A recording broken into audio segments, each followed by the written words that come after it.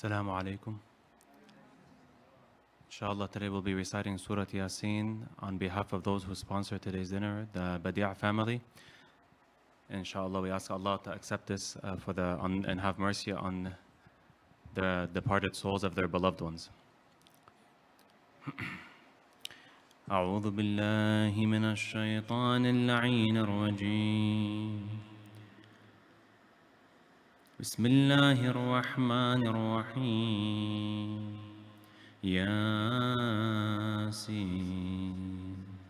والقرآن الحكيم إنك لمن المرسلين على صراط مستقيم تنزيل العزيز الرحيم لتنذر قوما ما أنذر آباؤهم فهم غافلون لقد حق القول على أكثرهم فهم لا يؤمنون إن جعلنا في أعناقهم أغلالا فهي إلى الأذقان فهم مقمحون وجعلنا من بين أيديهم سدا ومن خلفهم سدا فأغشيناهم فهم لا يبصرون وسواء عليهم أأنذرتهم أم لم تنذرهم لا يؤمنون إنما تنذر من اتبع الذكر وخشي الرحمن بالغيب فبشره بمغفرة وأجر كريم إنا نحن نحيي الموتى ونكتب ما قدموا وآثارهم وكل شيء أحصيناه في إمام مبين واضرب لهم مثلا أصحاب القرية إذ جاءها المرسلون إذ أرسلنا إليهم 2 فكذبوهما فعززنا بثالث فقالوا إنا إليكم مرسلون قالوا ما أنتم إلا بشر مثلنا وما أنزل الرحمن من شيء إن أنتم إلا تكذبون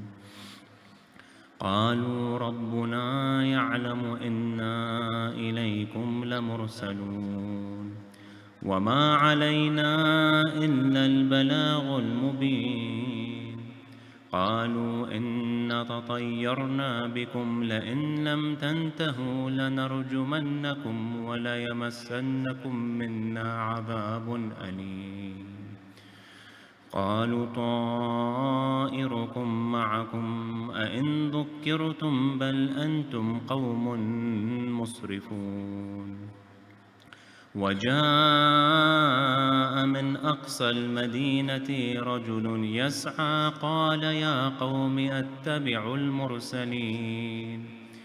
أتبع من لا يسألكم أجرا وهم مهتدون وما لي لا أعبد الذي فطرني وإليه ترجعون أأتخذ من دوني آلهة إن يردني الرحمن بضر لا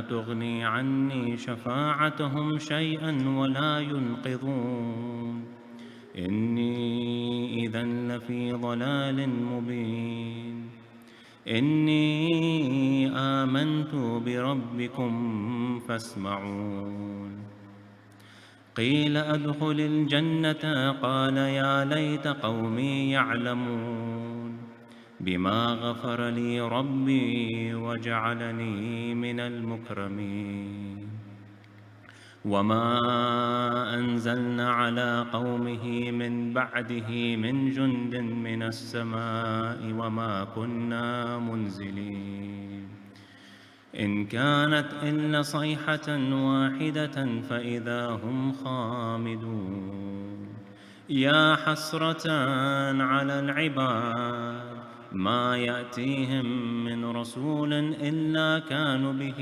يستهزئون ألم يروا كم أهلكنا قبلهم من القرون أنهم إليهم لا يرجعون وإن كل لما جامع لدينا محضرون وآيات لهم الأرض الميتة أحييناها وأخرجن منها حبا فمنه يأكلون وجعلن فيها جنة من نخيل وأعناب وفجرن فيها من العيون ليأكلوا من ثمره وما عملته أيديهم أفلا يشكرون سبحان الذي خلق الأزواج كلها مما تنبت الأرض ومن أنفسهم ومما لا يعلمون وآيات لهم الليل نسلخ منه النهار فإذا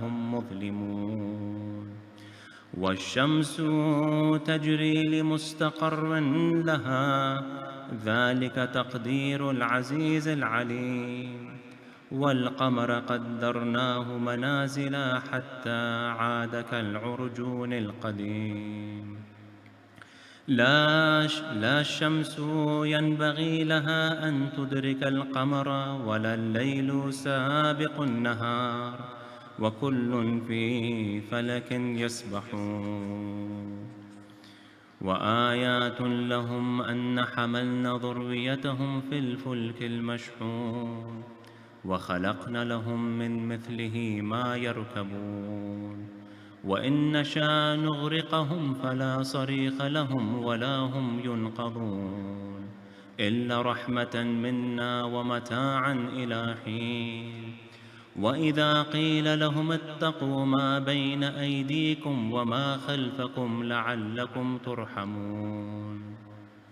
وما تأتيهم من آيات من آيات ربهم إلا كانوا عنها معرضين وإذا قيل لهم أنفقوا مما رزقكم الله قال الذين كفروا للذين آمنوا أنطعم من لو يشاء الله أطعمه إن أنتم إلا في ضلال مبين ويقولون متى هذا الوعد إن كنتم صادقين ما ينظرون إلا صيحة واحدة تأخذهم وهم يخصمون فلا يستطيعون توصية ولا إلى أهلهم يرجعون ونفخ في الصور فإذا هم من الأجداث إلى ربهم ينسلون قالوا يا ويلنا من بعثنا من مرقدنا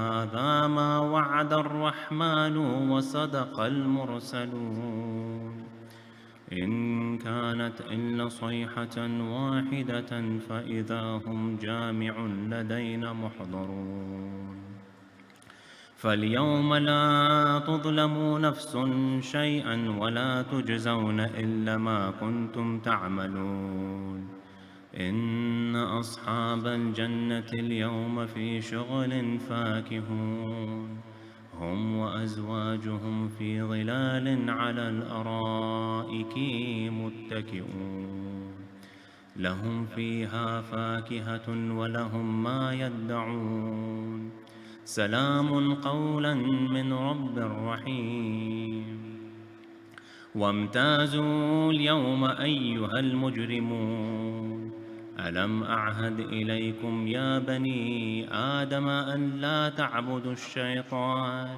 إنه لكم عدو مبين ونعبدوني هذا صراط مستقيم ولقد أضل منكم جبلا كثيرا أفلم تكونوا تعقلون هذه جهنم التي كنتم توعدون أصلوها اليوم بما كنتم تكفرون اليوم نختم على أفواههم وتكلمنا أيديهم وتشهد أرجلهم بما كانوا يكسبون ولو نشاء لطمسنا على أعينهم فاستبقوا الصراط فأنى يبصرون ولو نشاء لمسخناهم على مكانتهم فما استطاعوا مضيا ولا يرجعون ومن نعمره ننكسه في الخلق أفلا يعقلون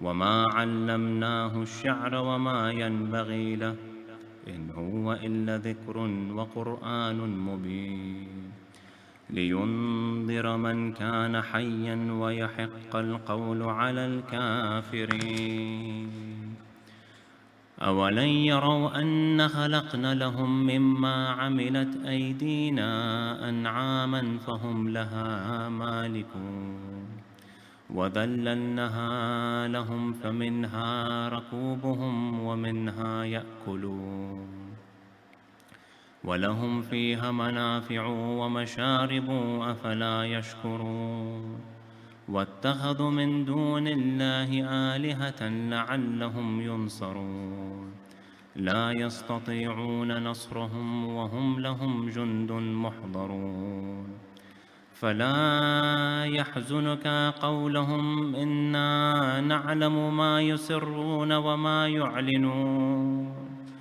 أولن يرى الإنسان أن خلقناه من نطفة فإذا هو خصيم مبين وضرب لنا مثلا ونسي خلقا قال من يحيي العظام وهي رميم قل يحييها الذي أنشأها أول مرة وهو بكل خلق عليم الذي جعل لكم من الشجر الأخضر نارا فإذا أنتم منه توقدون أوليس الذي خلق السماوات والأرض بقادر على أن يخلق مثلهم بلى وهو الخلاق العليم إنما أمره إذا أراد شيئا أن يقول له كن فيكون فسبحان الذي بيده ملكوت كل شيء وإليه ترجعون صدق الله العلي العظيم صلوا على محمد وآل محمد اللهم صل على محمد وآل محمد. For the departed souls of all those who are present here today and for the Badi' family, please recite the Fatiha with a loud salawat ala Muhammad wa ali Muhammad.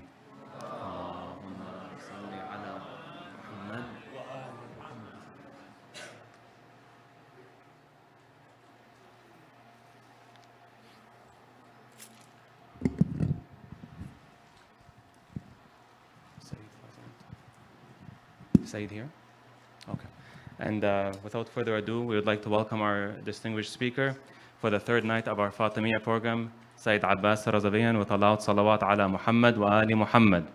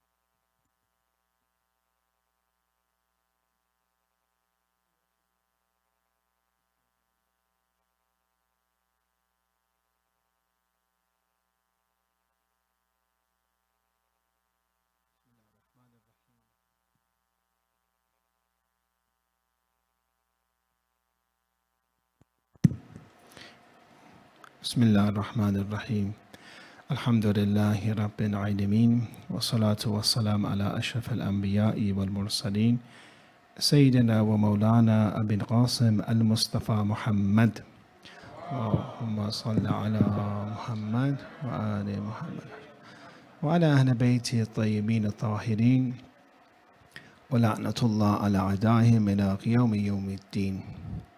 Alhamdulillah, Allah has blessed us with another chance and opportunity to be together and to remember Sayyidat Nisa al-Ahl Jannah, Sayyidat Nisa al-Alameen, the best of ladies of creation. And we gave the hadith, those that were here last night, that there is a specific emphasis on the remembrance of Lady Fatemiyyah Zahra alayhi salam. This can be due to the fact that it is very impactful in our lives. It is a big change that happens when we remember Lady Fatima alayhi salam. There's a lot of barakat when you mention the life of this holy lady, when you just mention her holy name. And also this can be due to the fact that there was a lot of strife to try to erase her from history, especially the actions, the stance that she took. And we will talk about this inshallah at the end. But the stance that she took, it is in such a way that, people did not at first include Ali ibn Abi Talib even amongst the Khulafa. When you look at the Umayyads, they did not accept him. For tens of years he was cursed. So there was what they call as tathlith, only accepting the first three Khulafa. They didn't even accept Ali. Then later on, when they incorporated him, they tried to whitewash this whole incident. They wanted to say that everything was okay and that Ali was satisfied with what happened with the first Khalifa and what happened.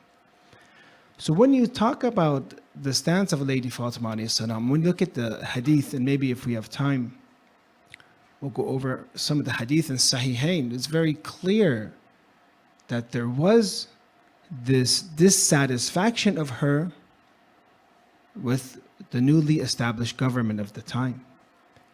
And recorded in her khutbahs is that she, when we'll read some of it inshallah if we have time, directly talks about this being usurped. And sometimes you cannot talk about this, so the stance she took is so strong that even today, 1400 years later, when you want to say about what she did, sometimes you even have to censor it. But imagine being there 1400 years ago with a newly established government, an 18-year-old daughter of Rasulullah, how difficult it was for her to do this. And books of history testify, Ansab al-Ashraf, Baladhuri, Kitab al-Amwal, they all talk about the fact of Ihraq al-Bayt, setting a fire of the door of the house of Lady Fatima. They talk about the madhlumiyat of Lady Zahra. They talk about admitting that wadattu anni lam akshaf bayta Fatima. I wish I did not open the door of Fatima, break open to that house.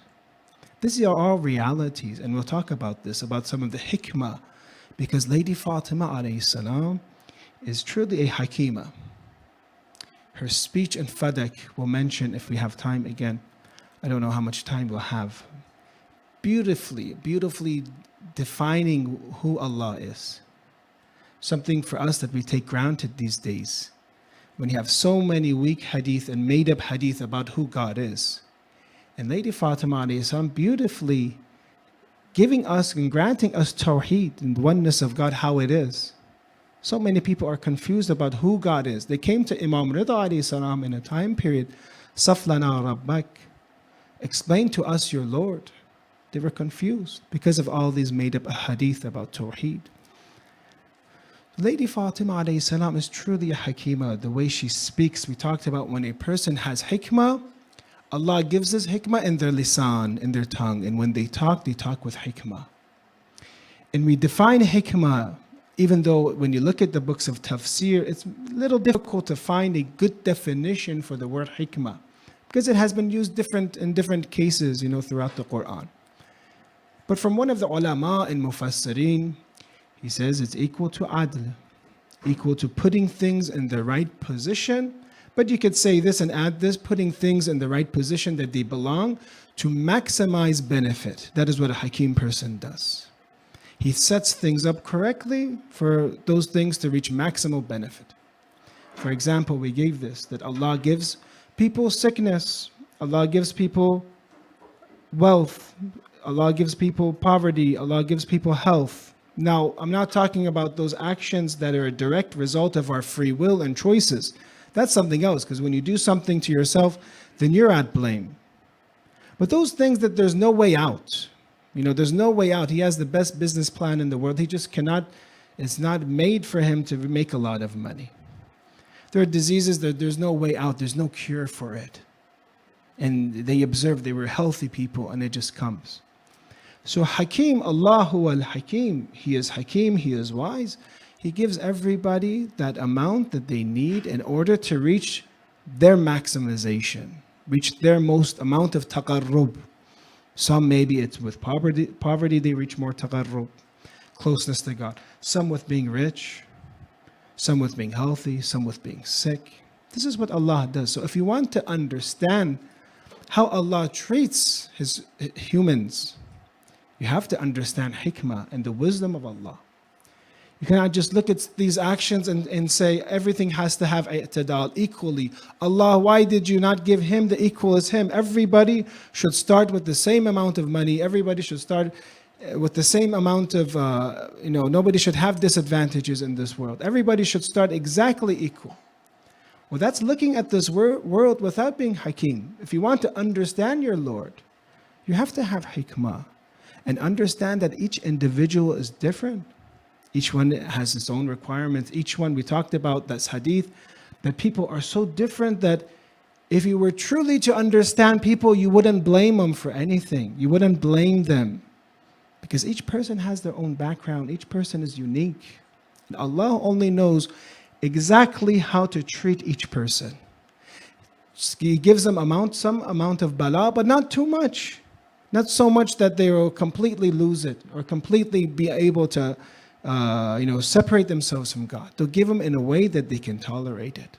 Each person will be giving their amount of rizq and health and everything according to what he sees is going to be the best test for them. So Allah is Hakim, and His speech, the Quran, is Hakim. So Quran, Hakim. There's wisdom in it. The Quran is wisdom. When you think of the Quran and you really think that, when you read the Quran, this is the speech of Allah to you. The hadith has that fadlul Quran, the virtue of the Quran upon other speech is like the virtue of God amongst creation. How high is God compared to creation? And so is the Quran compared to other speech and other books. Well, when you look at the Quran, there's a lot of hikmah. The wise way that Allah decided to incorporate things inside the Quran. In a beautiful way, that's wisdom. In a way that even when a non-Muslim listens to the Quran, he's intrigued. It sounds beautiful for them, right? There is nur in the Quran. There's light in the Quran. This is part of Allah's wisdom. And when you see important and sensitive things like wilayat of Ahlul Bayt, it's very interesting. If you don't understand wisdom, you might not understand why, for example, the exact names of the Imams are not in the Quran. Some ask maybe why the name of directly Ali, Hassan, Hussein, and the other Imams are not inside the Quran. You will not understand this because Allah is Hakim, He's wise. When you look at 33, it says Ahlul Bayt. Doesn't specifically say who. But how do we know who Ahlul Bayt are? Allah makes it clear, Rasulullah made it clear. But it's specifically not in the Quran for a wise reason. Or when you look at 555 about wilayat of Ali and doing in ruku', there's not a specific name there. But again, you look at the hadith and it's very clear Rasulullah had that it's Ali ibn Abi Talib. Or when you look at Mubahila, for example, and you see 361, that, sons, and Nisa, women, and yourselves. It doesn't say the names. But it's very clear in hadith, Shia, Sunni hadith, everyone says the Prophet of Islam brought these people. So when you understand the hikmah of Allah, well look at what happened. Ghadir happened 3 months, around a few months before Rasulullah passed away. One of the few days before Rasulullah passed away, he asked them to bring him something, a pen, so that he can write for them something that people will never be led astray. And they didn't even allow that. The same followers, they would not. They say that this Prophet is speaking nonsense. So given this Ghadir, which was so clear, and they left Ghadir alone, Hadith al-Ghadir, 3 months before. Given the fact that he went to write for them something that they will not be led astray, and they stopped him. So would Allah bring specific names in the Quran? So then, even though he promised that he would be lahafidun, they would protect the Quran, Allah will protect the Quran so they can change the Quran. Allah's wisdom was that He wanted, you could say one answer, Allah wanted the Quran to be preserved. And if you bring specific names, maybe then they'll take that out. But it's Allah's wisdom today, Shia, Sunni, everybody, we have the same Quran. Wahhabi, Salafi, Sufi, Shia. We all have the same Quran. The Quran was preserved through the wisdom of Allah. But it's clear that those verses, 33, 555, 361, different verses that we prove the imamat of Imam Ali, are proved through the hadith, and very clear there. So the Quran is preserved, but that message is still out there for those that want to get guidance. So you understand the hikmah of Allah. Not everything has to be very clear for you, brothers and sisters. Allah has many things that are hidden, mysterious for you. There's a lot of mystery when it comes to God. And actually this mystery is something that is very intriguing for us. To know Allah, to know what He wants. To sometimes know, is He punishing me here? Or is He actually not punishing me here? I don't know. It takes wisdom. So if we do not understand, if we do not have hikmah, we will not understand how the entire system works, how Allah treats us, how Allah sends prophets, how Allah has books, how we could understand the Holy Quran. I said this a few nights ago. Does anybody understand here, will they go to heaven or hell? Does anybody right now can guarantee or present to me go out of hell free card here? Does anybody have such a card? Does anybody is guaranteed that they'll go into heaven? No. Nobody knows. Because Allah is Hakim. Allah doesn't want you to know. Sometimes we're not wise, we're foolish, we always give the answer. And I joked about this a few nights ago. If I had the answer and I knew everyone is going to heaven and hell, I would be so excited, especially heaven. I'll go and tell, oh, look, you're going to heaven here. I couldn't, because I'm not wise. But Allah is wise because He doesn't want people to stop trying. If you knew you're going to heaven, would you work as hard still? Or would you go on a little vacation first when you get your card? And you say, oh, I'm a little tired, of this ubudiyat. Let me take a little vacation, come back, inshallah, a few years. Or if not, na'udhu billah, someone understands they're going to hell, would they keep trying? So why am I going to try as hard?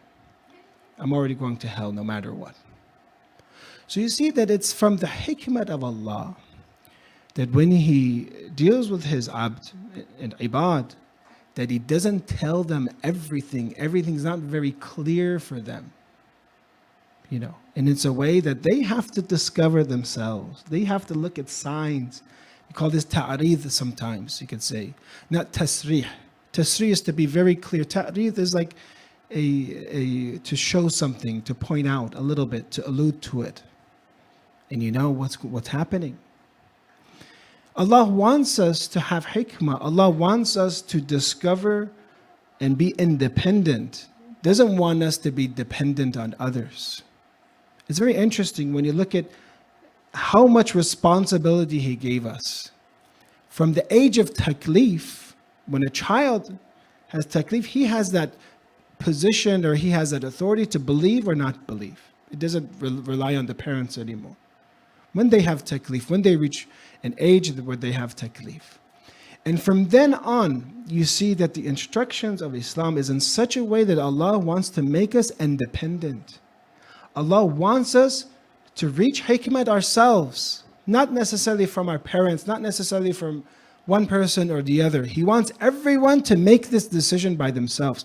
Imagine you live during the time of the Prophet of Islam, and a person comes and his name is Muhammad. Allahumma salli ala Muhammad wa ali Muhammad. And he claims to be a prophet. You're maybe 15, 16, 17, 20, whatever age you are. You have to then decide yourselves, is he a prophet or is he not a prophet? You have to be able to find the instance of prophethood yourself.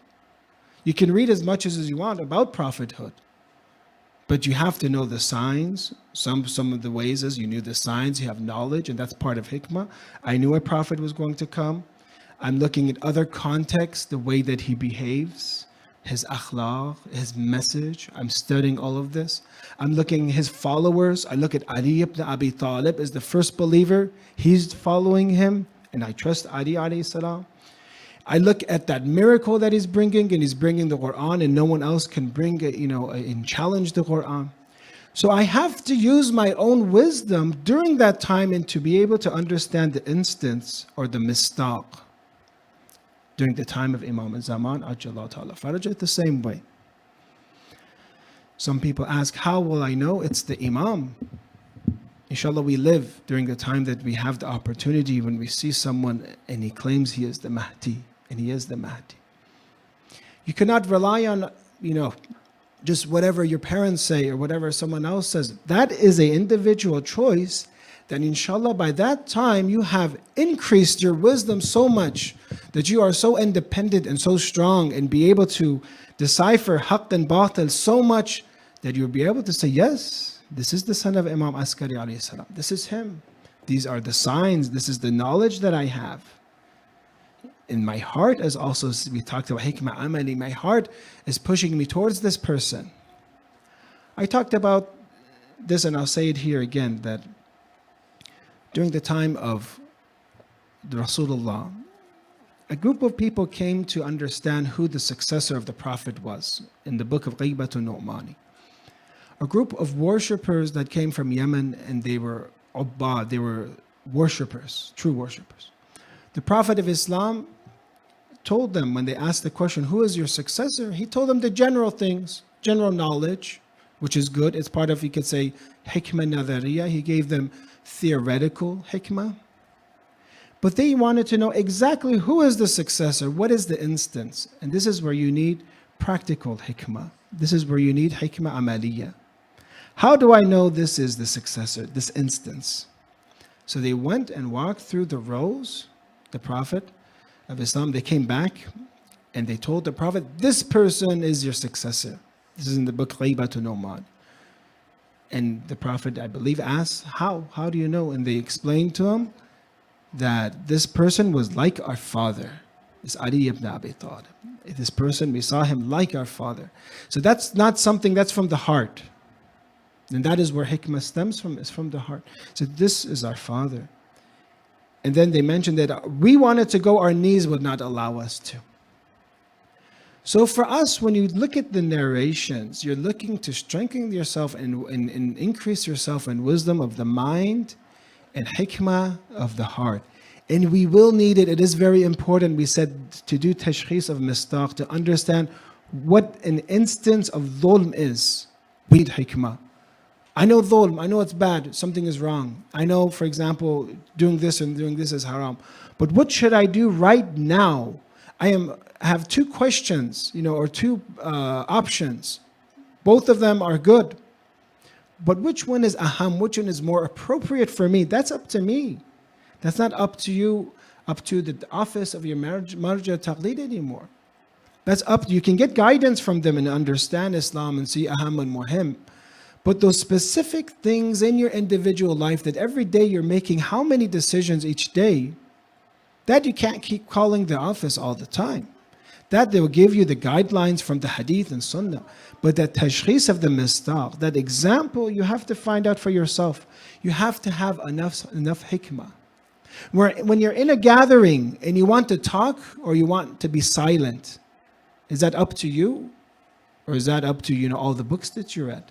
That is going to be a hikmah from their heart, hikmah from the aql, from your mind, that you have developed time after time and after many years, that you have become wise. You know how to act with someone. You know how to react in an instance. These are all a part of hikmah and being hakim.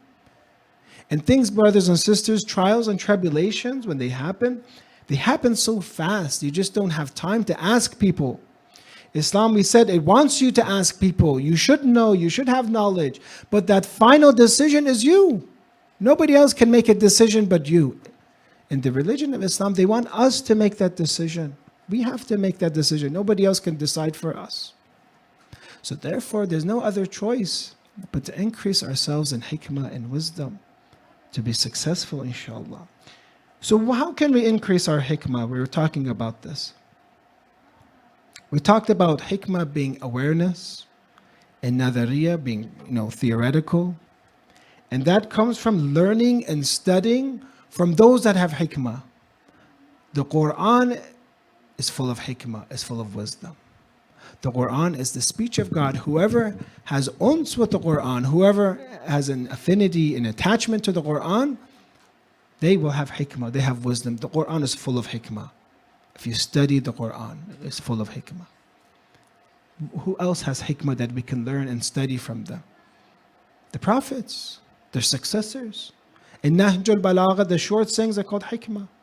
When you study hadith, when you study the lives of the Imams, their seerah, when you look at what Lady Fatemiyyah alayhi salam did, her life is full of hikmah. When you look at the strategy of Ali ibn Abi Talib as Amir al-Mu'mineen, as the caliph of the time, at that time, how he was successful, that is all part of hikmah.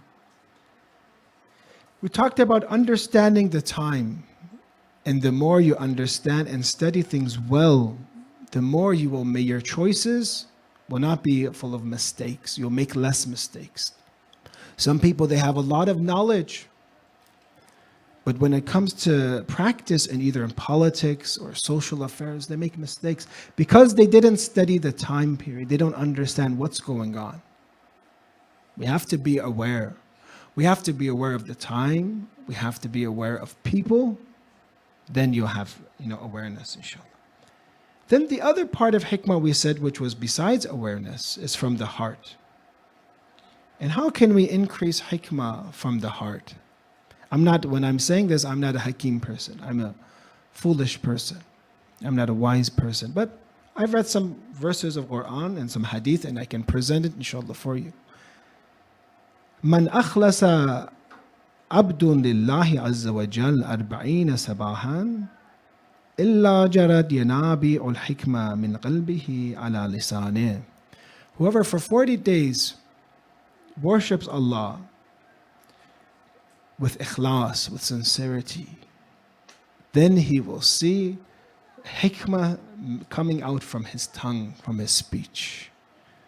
So from worship of Allah, sincere worship of Allah, doing things, submitting to Him, we will have hikmah. Al-hikmah wa diddaha al-hawa. The opposite of hikmah in this hadith isn't foolishness, isn't being safi, for example. The opposite of hikmah here is hawa in hadith from Imam Sadiq alayhi salam. Aqlib ash-shahwa takmul laka al-hikmah. Conquer your vain desire and wisdom will be perfected. I'm not at the level to tell you to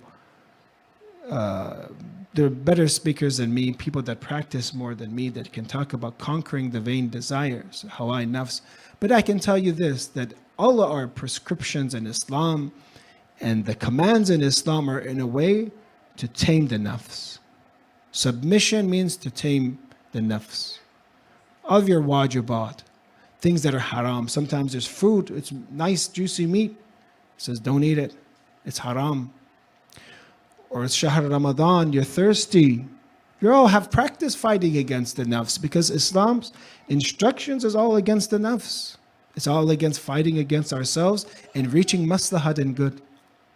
So the more that you practice this beautiful religion, is the more, and you don't even think about it, the more you're fighting against your urges, the less likely you'll lead yourself into addiction, and the more hikmah you'll have. But as long as what? You practice with sincerity. You truly practice Islam. You don't play with Islam. Those things, you take the verses, the commands, and you put it all into practice. You don't pick and choose. You act in Islam in all matters. Even if it means in some business deals, you make less money. Even if it means sometimes some people will be upset with you. But when you submit to Allah, it means you choose Allah over people's satisfaction, over your hawa, over your nafs. The Quran has أَفَرَأَيْتَ مَنِ اتَّخَذَ إِلَهَهُ هَوَاهُ. Then this part, وَأَضَلَّهُ اللَّهُ عَلَىٰ عِلْمٍ. Have you not seen that person that takes his God and his own desires, and Allah has sent him astray due to knowledge? So Allah is saying when someone acts upon their hawa, He leads them astray. He will not have hikmah anymore. So you see this constant struggle behind fighting the nafs and doing and submitting to God, and trying to be free and to do whatever you want in the realm of submission and ubudiyyah, and the result. So when you look at these hadith, in reality what we're learning is that Islam should have benefits for us. And if you do not see these benefits, then there's probably something wrong. Because this is what it should produce. It should produce a wise person. It should produce a hakim person. If a person truly fights against their nafs and desires. We are encouraged so much to fight against our desires, to submit, and to our heart to be full of hikmah. So much that one of the verses in the Quran talk about when the Prophet passes judgment. There are two types of people. One person, the Prophet passes a judgment, they approve of it, they accept. But in their heart, they're bothered. They didn't really like it. It was against their benefit. Even though Rasulullah did it. Rasulullah passes that judgment, that means Allah passes that judgment. Something happens, there's a judgment or a saying or to do something, and you can say in this verse, they accept. Okay, Rasulullah said it, okay, I accept. But their hearts are not in line. Their heart that has hikmah is completely submissive to what Rasulullah says. Look at the verse. فَلَا وَرَبَّكَ لَا يُؤْمِنُونَ حَتَّى يُحَكِّمُوكَ فيما شجر بينهم ثم لا يجدوا في أنفسهم حرجا مما قضيت ويسلموا تسليما. But not by your Lord, they will not truly believe. You're not a true mu'min, it says. You're not a true believer until they make you, O Muhammad, Allahumma salli ala Muhammad wa ali Muhammad, judge concerning that over which they dispute amongst themselves, and then find within themselves no discomfort for what you have judged. There is no haraj, there's no discomfort from what Rasulullah has judged. Some people can accept, but their heart has discomfort. It was against my interest. I was judged. And this is the same hakim heart that Imam Zaman Ajalata Faraja wants. That when he gives commands, yes, there are those that say, yes, they'll do. But what he truly wants, which is higher than this, is someone that is very happy and that does not have discomfort from those difficult orders of the Imam. They say, Imam Zaman says this. That's exactly what I want. My will is Imam Zaman's will. I change my will into what Allah wants. And that's what ubudiyyah is, the essence of it. Is that a person practices so much that at the end their will is exactly what Allah wants. There's no more will for themselves. That's what an abd is. There's no more will for themselves. It's what Allah wants because they trust Him so much. They know what Allah wants is khair. They know what Allah wants is good. He has knowledge. He is knowledge. So therefore you see that a hakim person, a heart that is full of iman, will be a heart that submits to the judgments of Rasulullah, the Imams, without any difficulty, and they'll actually be happy, even if it is against them. Even if it's against them. Now that's hard. So we have to work on our hearts. We have to work on ourselves to bring that level of hikmah. I'm going to end. We're running out of time. This is a topic that we can talk about more of. But what are one of the secrets of gaining hikmah? So I said, in the heart, fighting against the nafs, submitting, having taqwa, all of these causes hikmah of the heart. And the result is a heart that submits completely to the will of God. But there are secret ways to get hikmah. There's always, alhamdulillah, shortcuts in Islam, alhamdulillah. Things that are a little bit easier, more attractive for us. And I'll read the hadith for you first, and I want you to distinguish what it is. Man ahabbana ahl al-bayt, from Imam Sadiq alayhi salam. Man ahabbana ahl al-bayt wa haqqaqa hubbana fi qalbih jara yanabi'ul hikmah ala lisanih. Whoever loves us, Ahlul Bayt alayhi salam, Allah will pass through his tongue's hikmah. The love of Ahlul Bayt alayhi salam causes hikmah. Loving Ahlul Bayt. This is in the Hasan from Imam Sadiq or from Rasulullah. Man arad al hikmah falyuhib Ahlul Bayti, Ahl Bayti. Whoever wants hikmah, love my Ahlul Bayt. Why? Because they are the Hakim. They have knowledge. They have wisdom. When your heart aligns with them, you start to learn from them. You study their sayings. You practice what they taught. And when your heart is full of the love of Ali and Imam Hassan, Imam Hussein, Lady Fatima alayhi salam, slowly your heart starts to become like them. There's synchronization. They say the best companions of Imam Zaman are those that are the most similar to Imam Zaman. There's sinkhiyat between them and the Imam. The best companions of Imam Zaman, the best way to reach and become close to Imam Zaman is to be tahir, to be pure. Because he is tahir. The verse of tathir is for Ahlul Bayt. When you are pure, then you will be able to connect to Imam Zaman. Your heart will attach to Imam Zaman, to Ahlul Bayt. And you will retrieve hikmah from them. And you will become wise. So this is one of the ways that we look at hikmah. And I'm going to give you the example of Lady Fatima alayhi salam. And the hikmah of Lady Fatima. That she made this stance. That it made for history very clear.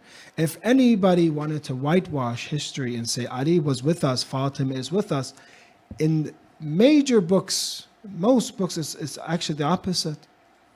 You see the speech of the sermon of Fadak, how beautifully she says this and how strongly, because she is Hakim. She says, rather, you hasten to take the reins of the caliphate into your hands.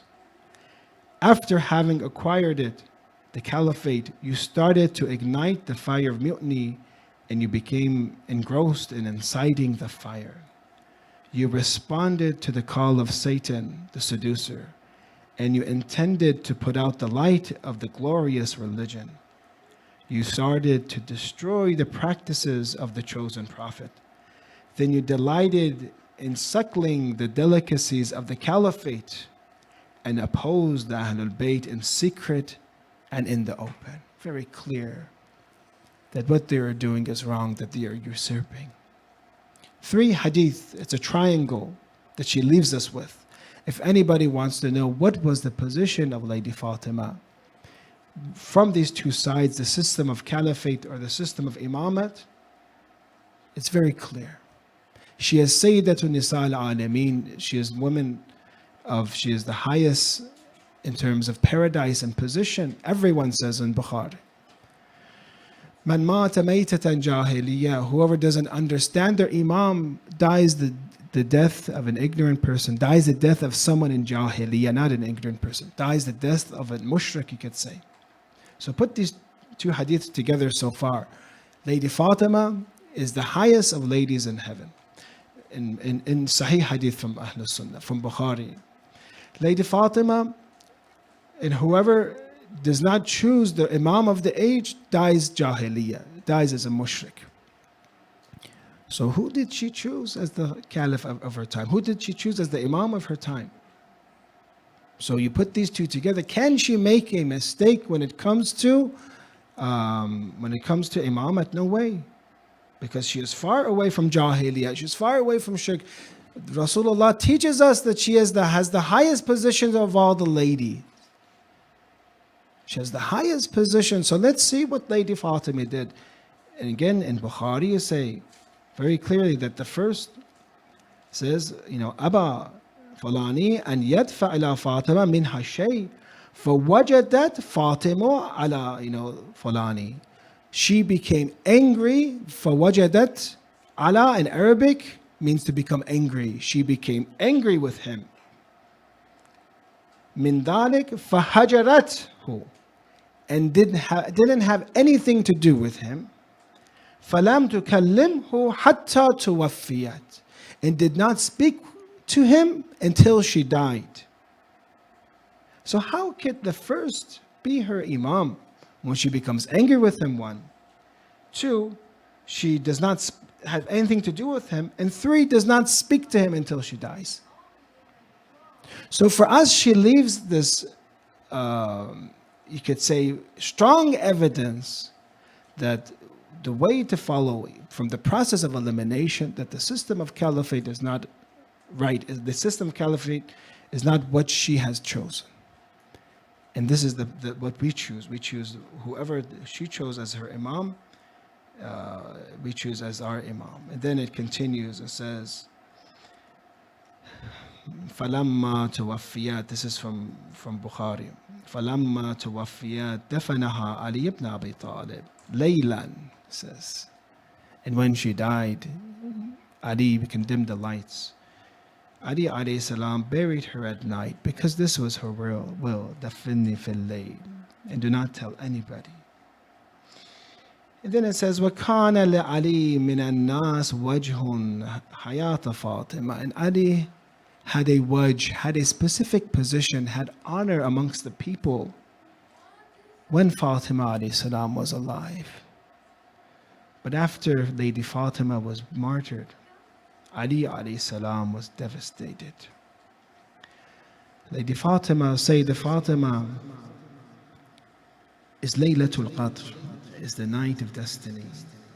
فَمَنْ عَرَفَ فَاطِمَةَ حَقَّ مَعْرِفَتِهَا فَقَدْ أَدْرَكَ لَيْلَةَ الْقَدْرِ. Whoever knows Fatima, the essence of Lady Fatima, the reality of Lady Fatima, has understood the night of Qadr. How is Lady Fatima like the night of Qadr, like the night of destiny? The night of Qadr, its worth is not clear for us. It says, خَيْرٌ مِنْ أَلْفِ شَهْرٍ, over 1,000 nights. And Lady Fatima alayhi salam doing things and giving actions and gifting it to her in the same way is like Laylatul Qadr. It's multiplied. Laylatul Qadr is not known exactly when night it is. Is it the 19th, 21st, and 23rd? Also, Lady Fatima, her position for us is not known. Where she is buried is not known. Where her grave is today, if you were to go to Medina right now, you don't even know where to go to do ziyarat of her. Should I go to Baqi? Even the demolished graves of Ahlul Bayt of Imam Hassan, she does not even have one of these demolished graves. She does not have anything like Imam Hassan. Who's more madloom than Imam Hassan is the mother of Imam Hassan alayhi salam. She is like Laylatul Qadr because Laylatul Qadr elevates people.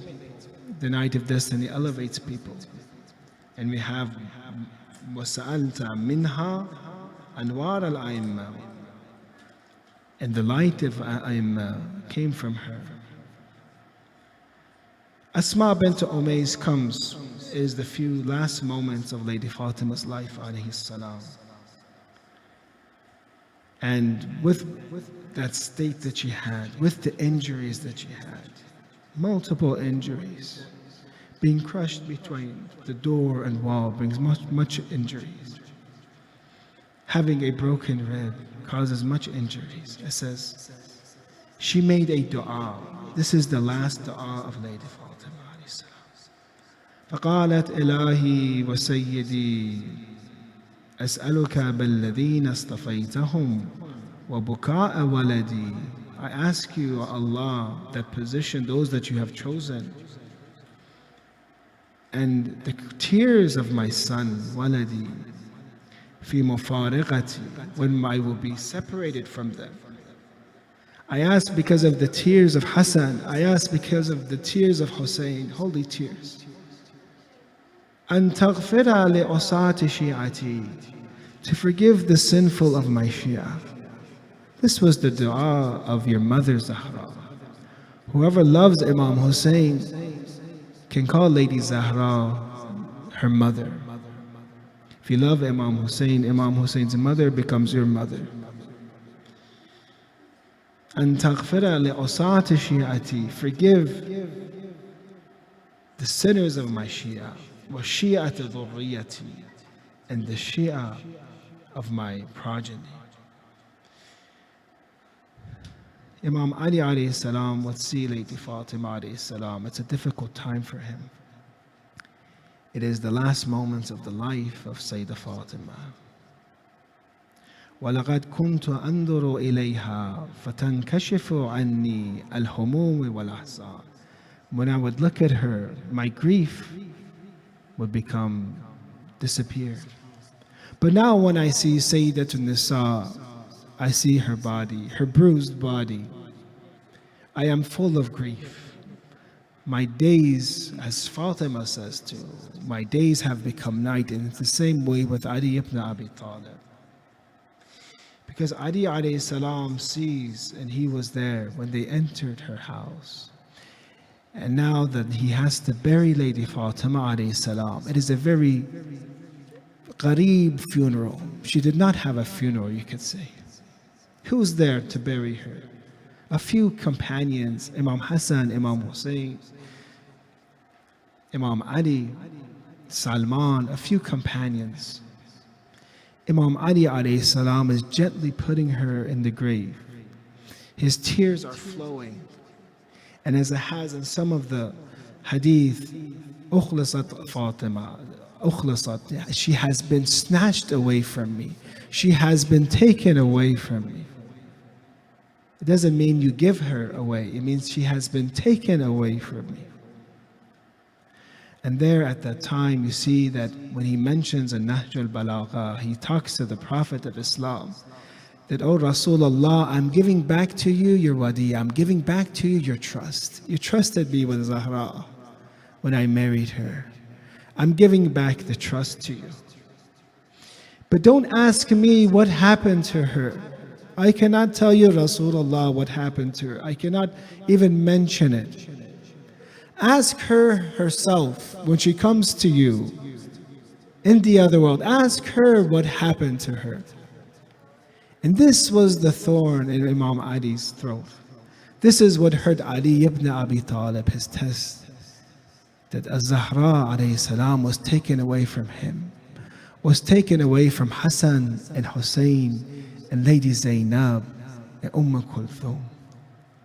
Soon it will be Lady Zainab alayhi salam that will have to fulfill the role of her mother in Karbala.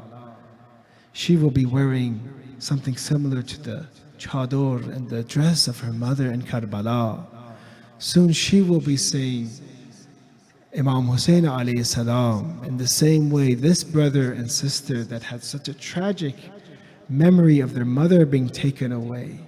Now Lady Zainab, Wala yawmaka yawmaka ya Aba Abdullah, she will be saying on the day of Ashura, goodbye to her beloved Hussein alayhi salam, when she sees the butchered body of Ibn Zahra, the son of Zahra, on the deserts of Karbala, not given water to him, his headless body, murammilun bid-dima, twisted in blood in Karbala. There she says, Ya Muhammadah, she claims and cries, Ya Muhammadah, and calls the companions of Muhammad.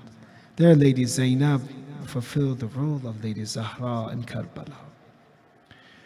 Ya Allah, we ask because of the name of Lady Zahra alayhi salam, to give us hikmah, inshallah, to give us wisdom, practical knowledge and theoretical knowledge. Give us more love for Fatima Zahra alayhi salam. Make our hearts burn for Fatima Zahra. Make our children's heart burn for Fatima Zahra alayhi salam. May we get granted her ziyarat and inshallah her shafa'at, inshallah. May we be granted the haya that Lady Fatima had, the wisdom that Lady Fatima had, the munajat and speaking to God and worship that Lady Fatima alayhi salam had, the courage that Lady Fatima had to stand up for the oppressed.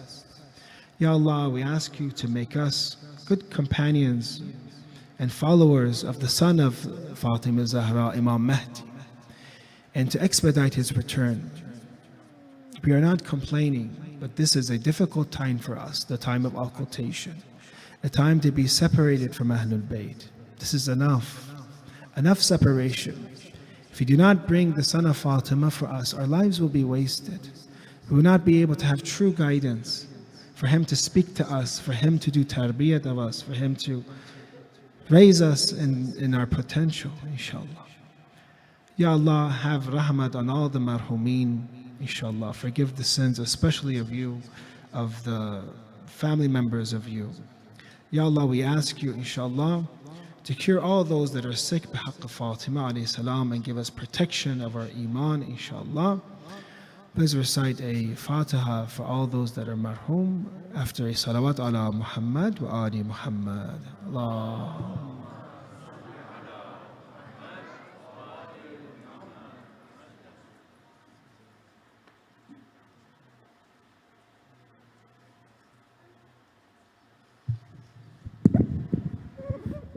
Brothers, please stand for Fatemiyyah.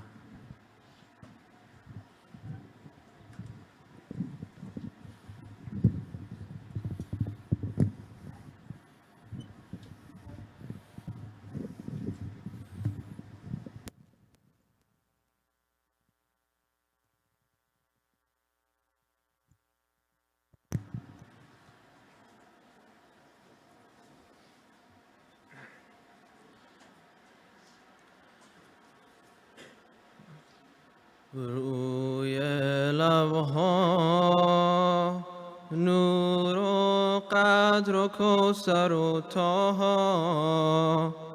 ذکر نورانی عاشقها، تسبیحات حضرت زهرا. الله اکبر این همه جلال، الله اکبر این همه شکوه، الله اکبر در راه علی.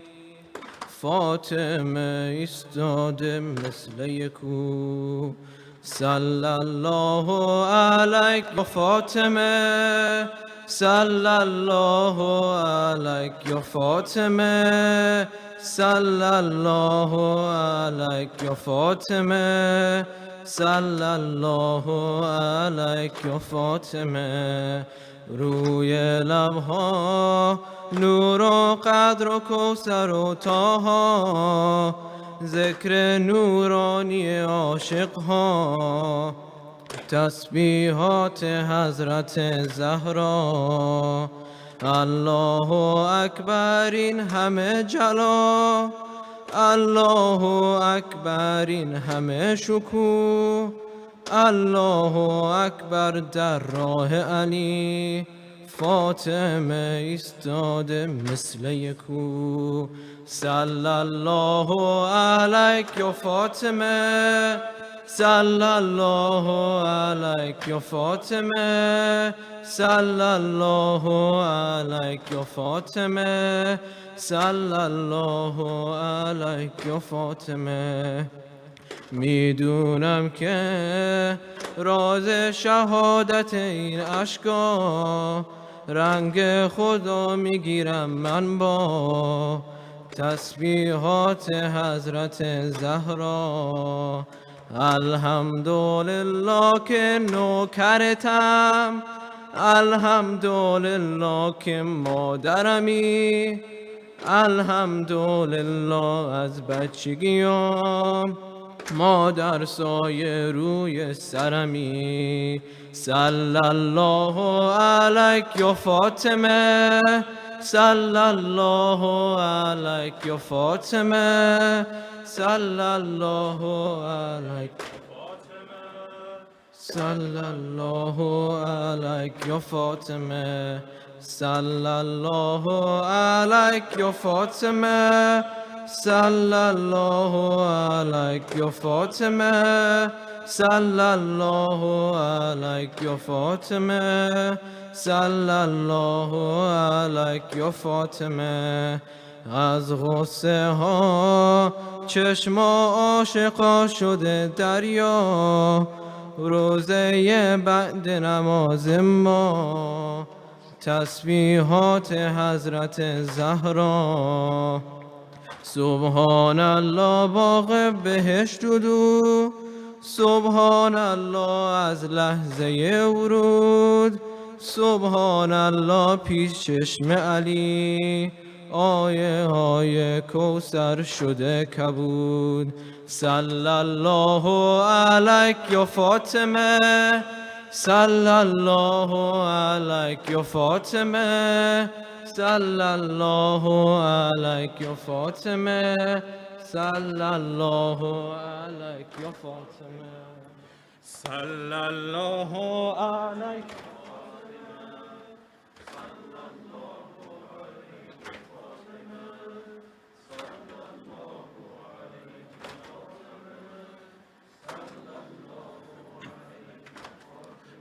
Known up in the skies, well before your birth, you outdo the woman of the heavens and the earth. Known up in the skies, well before your birth, you outdo the woman of the heavens and the earth. Your name glows on the throne of the Most High. You're the reason that we're breathing, no one can deny. Every morning and night for you, we bow our heads in gratitude. Every morning and night for you, we bow our heads in gratitude. Through our mother, we learned how to reach the gardens of servitude. Flower of Nabi, Zahra, power of Ali, Zahra, our remedy, Zahra, Ya Zahra, Ya Zahra, call of Ali, Ya Zahra, call of Ali, Ya Zahra, call of Ali, Ya Zahra, call of Ali, Ya Zahra, call of Ali, Ya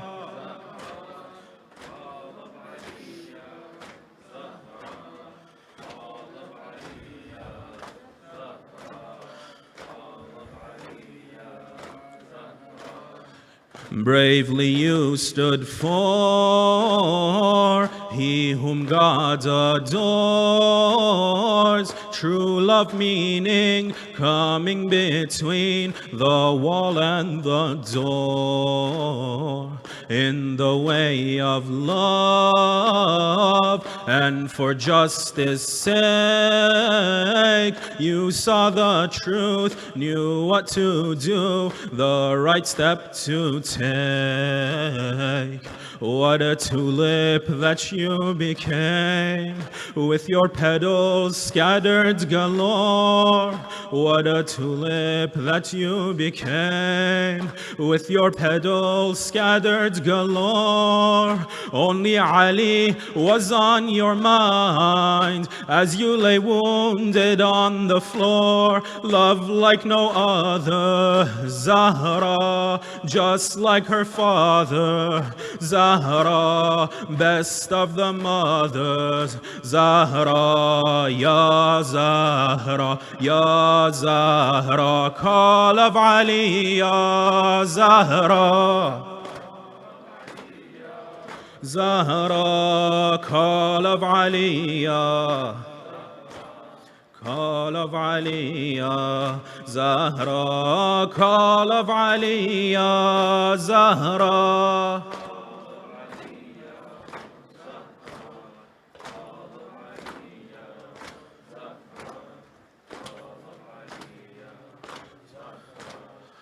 In this house you raised all 11 guides. In this house you raised all 11 guides. Their every move they learned from you, students at your side. What a great teacher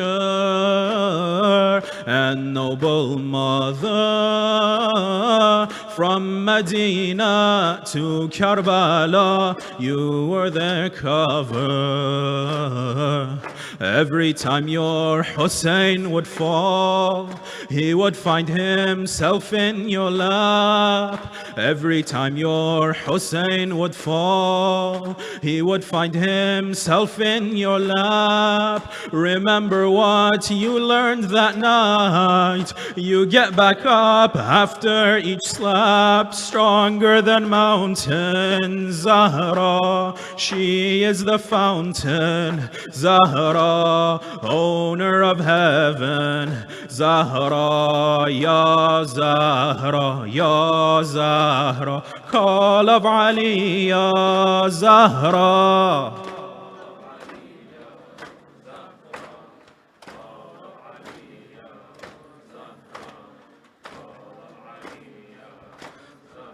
La ilaha illallah, la ilaha illallah, Muhammadan Rasulullah, la ilaha illallah.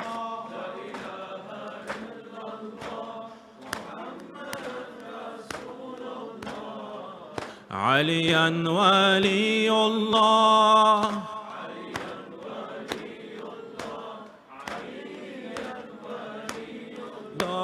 نادى علي يا مظهر العجائب نادى علي تجده عونا لك في النوائب كل هم وغم سينجلي كل هم بعظمتك بعظمتك بنبوتك بنبوتك بولايتك علي علي علي علي علي علي علي علي علي علي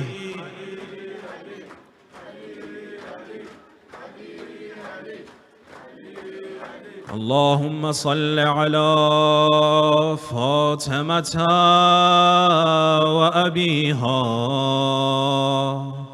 وبعلها وبنيها والسر المستودع فيها بعدد ما أحاط به علمك اللهم كن لوليك الحجة ابن الحسن صلواتك عليه في هذه الساعة وليا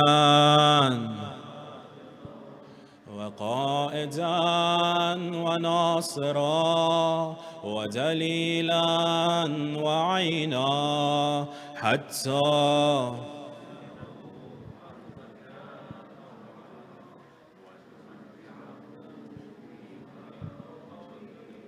برحمتك يا أرحم الراحمين. وصلى الله على سيدنا محمد وأهل بيته الطيبين الطاهرين.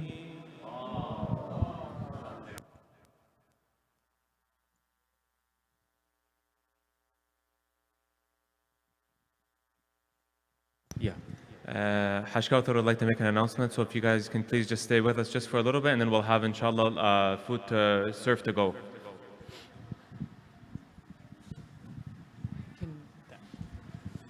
Assalamu alaikum, everyone. May God reward you, inshallah, for being in the attendance of the majlis to mourn Fatima Zahra alayhi salam. I want to make an announcement, some exciting news that we have, and talk about some of the things that are happening at Yasin. There's more news to follow. We'll make a kind of a formal announcement regarding this. But as you know, the pandemic has been pretty difficult on everybody, especially in the around the country in the LA area for religious communities, and that also includes Yasin. It's been very difficult to get people to start coming back to the masajid, and now we see that people are slowly coming back. Community members are slowly getting together, and it's a great blessing from God that we're all able to come back here and congregate. Yasin has started the Sunday school. As you know, Brother Ibrahim is working very hard with some volunteers to get the Sunday school going for the kids. The pandemic has been a huge difficulty for the children in the community. It's been really difficult for them. That socialization that the children need, that's essential for them, and for children being able to connect with other children and families of mu'mineen is so important. So that's happening on Sunday. I just want to let everybody know and remind everybody in case anyone doesn't know. The second thing is that I want everybody to know that Yasin is moving forward with activities. As we see the events happening in the community and happening in the world, we're seeing waves of this. We're seeing now that there's a new virus threat, and we don't know how long this is going to go for. This may go for 2 years. This may go for 4 years. This may go for 5 years. And what's important, though, is that we congregate and we have institutions for not only our children's iman as they're growing up, but for ourselves. You know, it's very easy in this country, because we don't live in Muslim communities, it's very easy for us to fall into a state of ghafla and to forget. And if we don't come to the masjid is such a blessing, because we come here and we're reminded of what our duty is. We're reminded about our connection to Allah subhanahu wa ta'ala. And so we want everyone in the community to know that it's about the people here, and it's very important that we congregate and everybody knows that Yasin is open. So please tell everybody.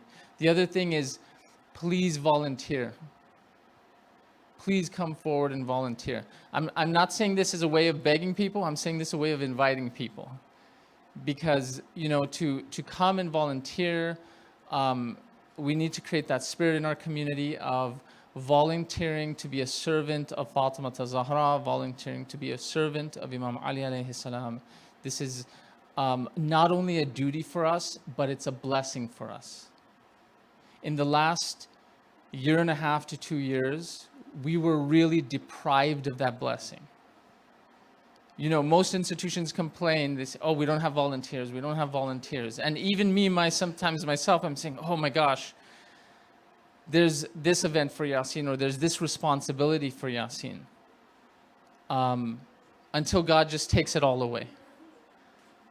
Right? And we don't even have the opportunity to do something for Allah subhanahu wa ta'ala's sake.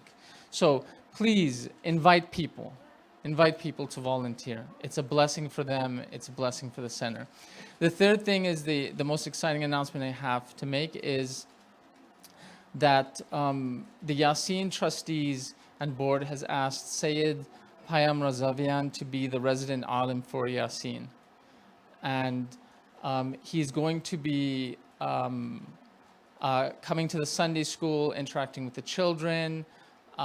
He is you're going to see him around Yasin a lot more, as much as time permits. Inshallah, as much as Allah gives him tawfiq to do so. I just want to say a couple of words. I've known Sayyid Payam for over 20 years. So I've known him for a very long time. I trust him more than 100%, more than I trust myself with Yasin.